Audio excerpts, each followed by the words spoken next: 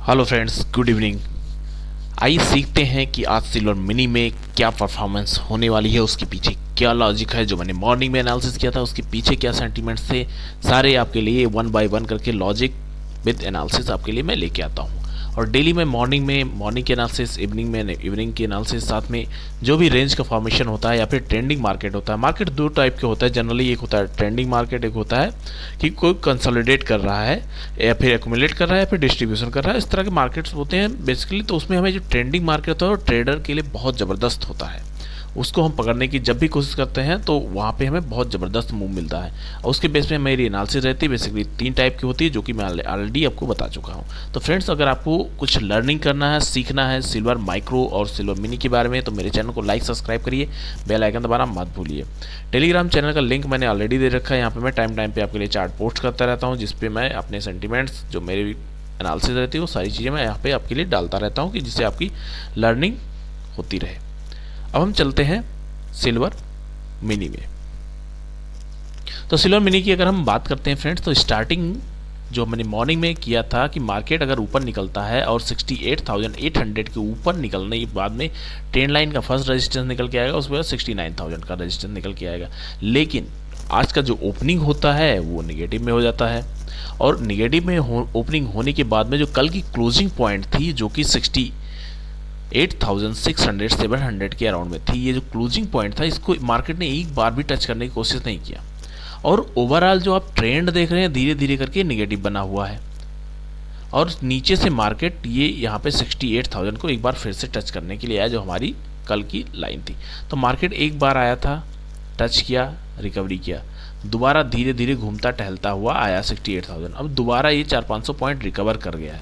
लेकिन हम इसमें थोड़ा एग्रेसिव होकर बाइंग की अपॉर्चुनिटी तब देखेंगे जब 68 के ऊपर ये क्लोजिंग बेसिस से देना स्टार्ट कर देगा, क्योंकि ये पूरा एक जोन है।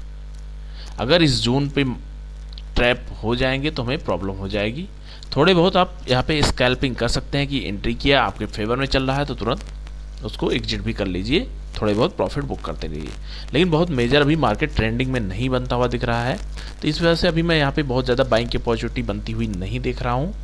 थोड़ा इसमें बाइंग अपॉर्चुनिटी आपको 68,600 के ऊपर दिख सकती है, वो भी 800, 200, 300 पॉइंट के लिए। तो इस तरह से जब भी मार्केट रहता है तो वहाँ पे हम थोड़ा सा वेट एंड वॉच करते हैं, कुछ सीखने की कोशिश करते हैं, कुछ एनालिसिस करते हैं, उसके बेस में मार्केट परफॉर्म करता है तो हम देखेंगे उसको।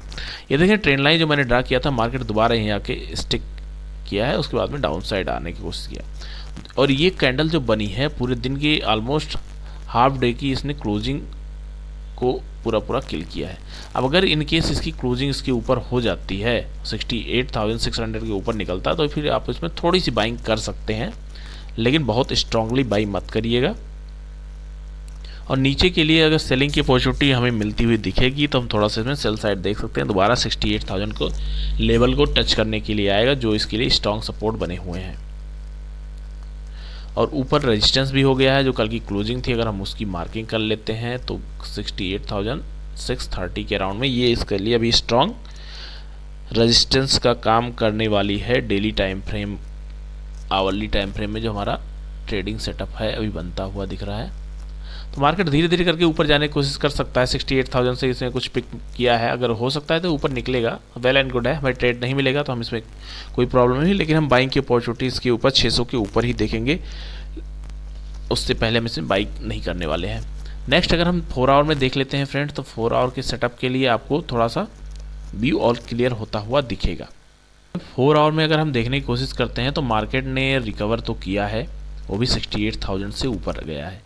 अभी ये धीरे धीरे करके पॉजिटिव सेंटीमेंट बना रहा है। इन केस ये क्लोजिंग इसके ऊपर करना स्टार्ट कर देता है, जहाँ की आज ओपनिंग हुई है, आज की ओपनिंग कल की क्लोजिंग एक स्ट्रॉन्ग रेजिस्टेंस का काम करती है, हमेशा करती है। और उसके बाद में देखते हैं मार्केट कैसा सेंटीमेंट्स दिखाता है, उस तरह से आप यहाँ ट्रेडिंग प्लान करिएगा। और इसमें 4 आवर के बाद में हम डेली टाइम फ्रेम में भी देख लेते हैं क्या सेंटीमेंट बन रहे हैं। कुछ यहाँ पे भी बनता हुआ दिख रहा होगा तो हम यहाँ पे देखेंगे। डेली टाइम फ्रेम में इसने हैमर टाइप का फॉर्मेशन किया है, वो भी सपोर्ट पे हैमर है।